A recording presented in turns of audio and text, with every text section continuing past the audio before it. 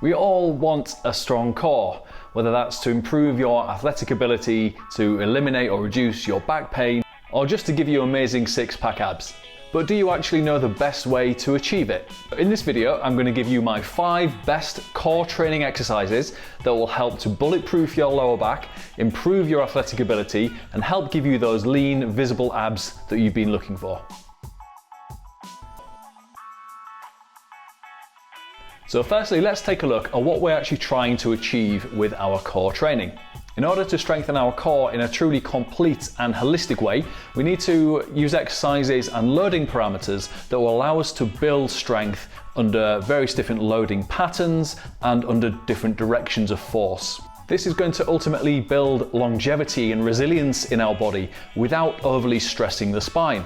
And in fact, we can actually strengthen our spine by doing this correctly. So let's take a look at what the function of our core is and where exactly those six-pack muscles fit in. Okay, so this is often where people get confused. Your six-pack muscles are not your core.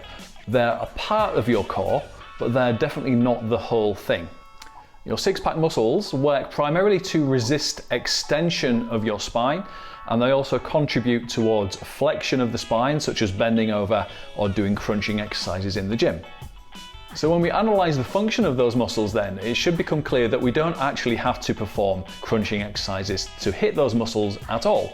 In fact, we can actually work out our six-pack muscles very effectively, and one could argue more safely, by focusing on that anti-extension component of the function of the muscles, but more on that later. Now, our other core musculature also includes some of the other muscles that you can see, such as your oblique muscles, and also many others that you cannot. And it's these invisible muscles that we should be focusing on just as much, if not more than your six-pack muscles, if you want to build a strong, resilient, athletic body, and also to bulletproof you against future injuries. After all, a big part of development in the gym is being able to work out consistently. And if you have pain, then that's going to impact that consistency and ultimately your long-term gains. Okay, so now let's break down each of my 5 top core exercises one by one. As I've already mentioned, your six-pack muscles are primarily responsible for resisting spinal extension. And one of my favorite anti-extension exercises is the Swiss ball rollout. This is a great exercise for anyone, no matter what your fitness ability is. Firstly, because it's easy to learn, and secondly, because it's really easy to make the exercise easier or harder just simply by increasing or reducing the range of motion.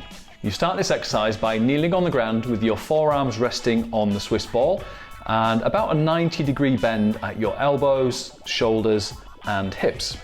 The goal here is to start with a neutral spine and use your abs to maintain this neutral position as you extend your arms and your hips forward, rolling the ball forward as you do so.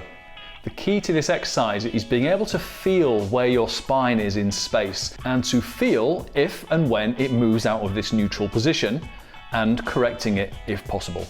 I find the best breathing method here is to inhale first, so we take a diaphragmatic breath, we brace the abs against that breath. We hold the breath as you extend forward, and then you slowly exhale through your lips as you pull yourself back to the start position by using your abs and your lats. You want to start here with just 1 to 2 sets of between 5 and 10 repetitions, ensuring that you're able to maintain good form throughout. The dead bug is an amazing exercise to help teach us a really important aspect of health and fitness and strength, which is lumbopelvic control. So this means controlling the position of your pelvis and your lumbar spine. The key to a well-executed dead bug is to be able to stabilize your lumbar spine while simultaneously being able to move your limbs, your arms and your legs. You want to create a little bit of pressure by posteriorly tilting your pelvis. So that's tucking the tailbone under slightly so you feel a little bit of pressure increase. Next, you lower the arm and the opposite leg slowly on the exhale as you simultaneously try to stabilize your lower back against the resistance of your own limbs. So what you're looking for is stable pressure all the way through the exercise, whether you're lowering or raising the arms and legs. Then you can make this a little bit harder simply by extending your knees, or ultimately adding a little bit of weights like ankle weights, for example, to your ankles, and small light dumbbells to your arms. We've already talked about anti-extension movements, and this power press is a great way to add some anti-rotation to your workout too. So this means we're essentially using our core muscles to prevent the twisting or the rotation of the spine. So this rotational or twisting force can come from either a cable pulley in the gym, a resistance band at home, or even a partner. So you want to set up the band or the cable pulley so that it's at about a 90-degree angle to the front of your body. Grab the handle with the innermost hand on top. We inhale, brace the abs, and we're going to slowly exhale as you push that cable forward. Hold briefly, and then inhale as you return back to the start position. If when you're performing this exercise, you're just not able to stabilize against resistance, if the weight is pulling you to one side, then just reduce the weight on the cable stack, or if you're using a resistance band, just move slightly closer to the anchor point. And to progress this exercise, you can obviously just use more weight, a stronger band, but you can also play around with the stance that you use as well. So have a little bit of fun with it and challenge yourself. So side planks are a super simple but a fantastic way to add what we call frontal plane stability into your workout. So this means that we're strengthening the muscles that are responsible for side bending our body, or resisting or stabilizing against side flexion.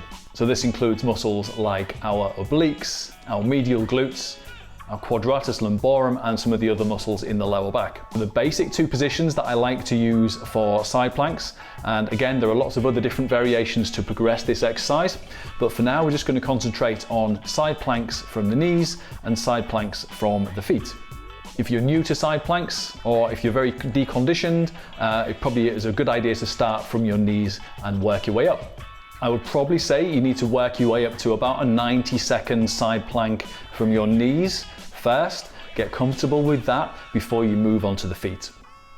So as you can see in the video, it's super simple, just lying on the side, elbow tucked in, so you're resting on the forearm.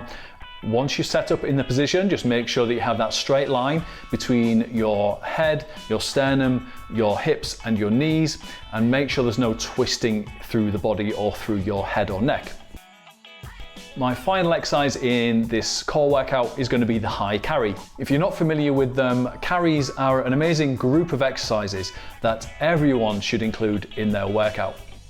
Carries are super functional, simple to perform, and allow us to use very heavy loads that challenge your muscles, your connective tissue, and your nervous system, but with a very low risk of injury. So because of this, they can be used by anyone and everyone, from the elderly through to pregnant women. Now I'm going to focus on the high carry in this particular video. So the high carry is performed usually with a kettlebell, but you can also use a dumbbell or even a backpack if you like. But this particular version, this high carry version, is performed with the kettlebell in one hand, held in this rack position at the front of the chest. This adds not only the necessity to stabilize in the sagittal plane, so from a front back position, also in the frontal plane. Because of this, it's really excellent at building superb functional strength for sport and also for everyday activities. All of the exercises I've shown you here are suitable for everyone, no matter what your level of fitness. Ultimately, how you program these exercises is going to depend a little bit on your experience and also your goals. So you could add some low reps, low sets at the beginning of a workout for some core activation before you start your big lifts. You could throw them into a superset or a giant set as part of your actual strength workout, or you could just throw them in right at the very end of your workout for some extra core gains. If you would like to take out all of the guesswork when it comes to building your workout program, you can get access to professionally designed, professionally written programs by me, or even completely bespoke workouts, completely tailored to you, your goals, and your experience. You can check out my website at thefitnessgeek.tv, or you can email me at paul@thefitnessgeek.tv and tell me what you're trying to achieve with your own workouts. I already have lots of different workout programs available depending on what your fitness goals are, and I've got lots more to come too, so make sure you keep checking out my channel. And finally, if you've got anything of use out of this video at all, please consider subscribing to my channel. I'm aiming to put out a new video each week, and it would really mean a lot to have your support just by simply subscribing to the channel. If you've got any comments, obviously feel free to leave those in the comments below and I'll get back to you as soon as I'm able to. And then for now, try out all those exercises and let me know which one you like the best. That's all for me for today, guys. So stay well, stay healthy, and I'll see you in the next video.